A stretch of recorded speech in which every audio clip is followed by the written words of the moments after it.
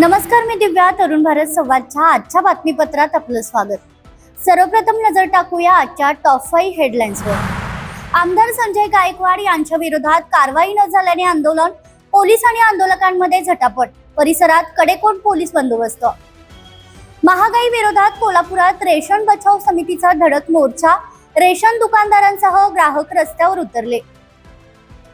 कसबा तरोळेत भाणामती काळ्या जादूचा प्रकार उघड, रांगोळीवर काळे बाहुले, हळद कुंकूसह तांत्रिक चिन्हे. कळंबा भाजी मंडई परिसरात अस्वच्छता, शेणाच्या गारीमुळे परिसरात दुर्गंधी. सावर्डे बुद्रुक येथे गुलमोहराचा लालबुंद बहर, गावाच्या प्रवेशद्वारावर निसर्गाच्या रंगाची उधळण. आता पाहूया ठळक बातम्यांचा सविस्तर आढावा. आमदार संजय गायकवाड यांच्या विरोधात दखलपात्र गुन्हा दाखल करण्यात आला नसल्याच्या निषेधात कोल्हापुरात पुरोगामी संघटनांकडून तीव्र आंदोलन करण्यात आलं. ऐतिहासिक बिंदू चौक येथे आंदोलन करत राज्य सरकार विरोधात जोरदार घोषणाबाजी करण्यात आली. शिवाजी कोण होता या पुस्तकाचे प्रकाशक प्रशांत आंबी यांना धमकी दिल्याच्या प्रकरणात कारवाई न झाल्याचा आरोप आंदोलकांनी केला. यावेळी मुख्यमंत्री देवेंद्र फडणवीस यांच्या विरोधात संताप व्यक्त करत त्यांच्या प्रतिकात्मक पुतळ्याचे दहन करण्याचा प्रयत्न करण्यात आला. मात्र पोलिसांनी वेळीच हस्तक्षेप करून पुतळा काढून घेत आंदोलकांना ताब्यात घेतलं. यावेळी पोलीस आणि आंदोलकांमध्ये जोरदार झटापट झाली. परिसरात मोठा पोलीस बंदोबस्त तैनात करण्यात आला होता. आता थोड्यापूर्वी तुम्ही सगळ्यांनी तुमच्या डोळ्यांनी पाहिलं, आज आम्ही गृहमंत्र्यांचा पुतळा जाळणार होतो.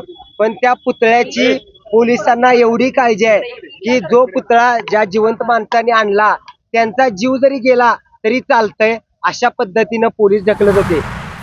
महागाईच्या निषेधार्थ तसेच विविध मागण्यांसाठी रेशन बचाव समितीच्या वतीने आज कोल्हापुरात जिल्हाधिकारी कार्यालयासमोर धडक मोर्चा काढण्यात आला.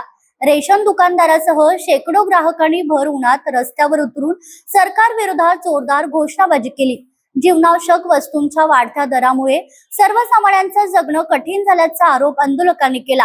घरपोच गॅस सिलेंडर उपलब्ध करून द्यावा, रेशन कार्डवर 5 लिटर रॉकेलसह तूर डाळ, साखर, गोडे तेल, हरभरा डाळ या 5 जीवनावश्यक वस्तू द्याव्यात. तसेच रेशन कार्डची उत्पन्न मर्यादा 2 लाखापर्यंत वाढवावी, अशा प्रमुख मागण्या यावेळी करण्यात आल्या. महाराष्ट्रामध्ये महागाईचा धूर निघत आहे. ज्या किमती आहेत त्या जर आपण बघितल्या तर हरभरा डाळ असेल, तूर डाळ असेल, ह्या किमती 100च्या वर गेलेल्या आहेत. सामान्य रत्नागिरी 24 तांदूळ सुद्धा 60 रुपयाच्या जवळपास केलेला आहे. गोडे तेल त्याचा भावच सांगता येत नाही. आणि युद्धजन परिस्थितीमध्ये या सरकारनं गॅसची व्यवस्था करायला पाहिजे होती. मोर्चा दरम्यान परिसर घोषणांनी दणदणून गेला होता. नागाव तालुका हातकणंगले येथे नागपूर रत्नागिरी या नवीन महामार्गालगत माळवाडी भागात सुरू असलेला जुगार अड्डा शिरोली MIDC पोलिसांनी उद्ध्वस्त केला. या कारवाईत सुमारे 7.5 लाखांचा मुद्देमाल जप्त केला असून यामध्ये रोख रक्कम, मोबाईल, हँडसेट व वाहनाचा समावेश आहे. या प्रकरणी 10 जणांना अटक करण्यात आली आहे. कसबा तरोळे तालुका राधानगरी येथे कथित भाणामती काळ्या जादूचा एक प्रकार उघडकीस आलाय. कसबा तरोळे येथील विठलाई मंदिरामागे रांगोळी व त्यावर काळ्या रंगाचे बाहुले, हळद कुंकू टाकून रांगोळीसारखे तांत्रिक चिन्ह अशा स्थितीमध्ये भाणामती प्रकार लोकांच्या निदर्शनास आला. हे ठिकाण गावच्या अगदी मध्यभागी असल्याने हा प्रकार पाहण्यासाठी नागरिकांनी गर्दी केली होती. कळंबा येथील भाजी मंडई परिसरातील ओपन स्पेसवर उभारलेल्या गोठ्यामुळे परिसरात अस्वच्छता निर्माण झाली आहे. नागरिकांच्या आरोग्यासाठी उभारलेल्या ओपन जिम शेजारीच शेड उभारून जनावरांचा गोठा बनवला आहे. शेजारी शेणाची गार केल्याने परिसरात दुर्गंधी पसरली आहे. परिणामी भाजी मंडईतील व्यापारी ग्राहकांना दुर्गंधीला सामोरे जावं लागते. येथे व्यायामासाठी येणाऱ्यांचे आरोग्यही धोक्यात आलं आहे. या भागातील अन्य अतिक्रमणे निघाली असताच याच अतिक्रमणाकडे दुर्लक्ष का, याला कोण पाठीशी घालतंय का, असा प्रश्न निर्माण झालाय. दुधगंगा नदीवरील पाचनी वडकशिवाले दरम्यानचा नवीन पूल गेल्या 6 वर्षांपासून अपूर्णच असून प्रवाशांचे हाल सुरू आहेत. पावसाळ्यात जुना पूल पाण्याखाली जात असल्याने दरवर्षी 15 ते 20 दिवस वाहतूक ठप्प होते. सुमारे 7 कोटींचा निधी मंजूर होऊनही काम संत गतीने सुरू असल्याने ग्रामस्थांमध्ये नाराजी व्यक्त होतीये. कोल्हापूर महानगरपालिकेचे आयुक्त डॉक्टर राजेंद्र भारुड यांनी सकाळी हॉकी स्टेडियम, गांधीनगर आणि कसबा बावडा परिसरातील कामांचा प्रत्यक्ष आढावा घेतला. रखडलेली कामे वेळेत पूर्ण करण्यासोबतच मालमत्तांचे सर्वेक्षण आणि सांडपाणी प्रकल्पाच्या कामांबाबत त्यांनी अधिकाऱ्यांची जाडाजडती घेतली।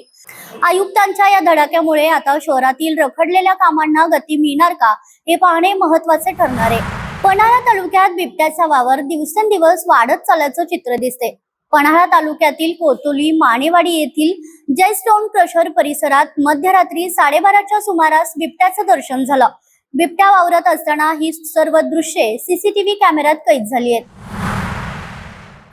राजापूर तालुका शिरोळ येथील कृष्णा नदीवरील बंधारा चक्क उन्हाळ्यात ओव्हरफ्लो होऊन पाण्याखाली गेलाय।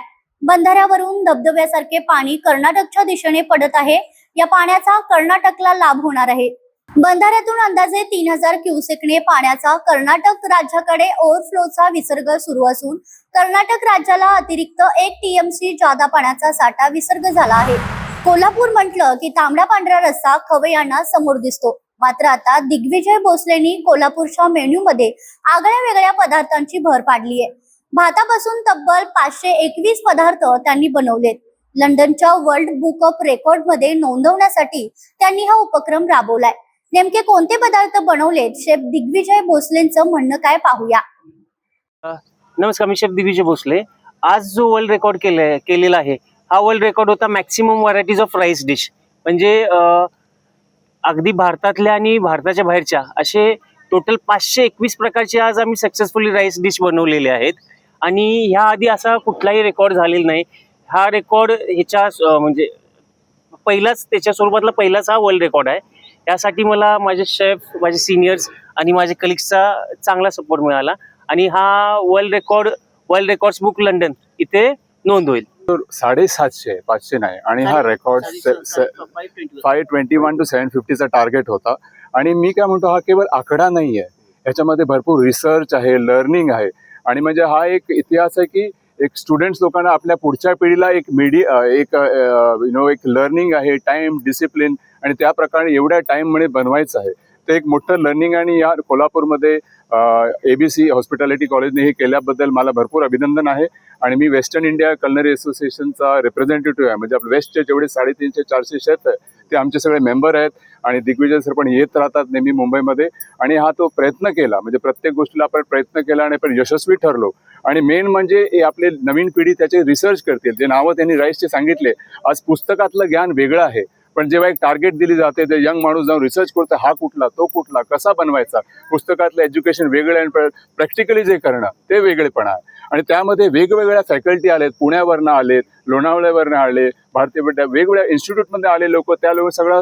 आणि हे शेफ लोकांचा जो ब्रदरहूड असतो, जो फ्रॅटर्निटी असतो, अख्ख्या भारतात, अख्ख्या देशात जेव्हा शेफ्स काही भेटतात तर ओळखल्याशिवाय एका ब्रदरहूड आणि फ्रॅटर्निटी पुढे काय होणार की ही जी सगळी फ्रॅटर्निटी एकत्र आली, म्हणजे आपण कुठल्याही महाराष्ट्रामध्ये असो किंवा नॉर्थ मध्ये असो, सगळं एकत्र आले, सगळं मिळून आपण एकत्र केलो तर किती विविध प्रकार आपल्या नव्या पिढीला किती ज्ञान मिळेल त्याच्याबद्दल मी भरपूर अभिनंदन ABC हॉस्पिटॅलिटीचा।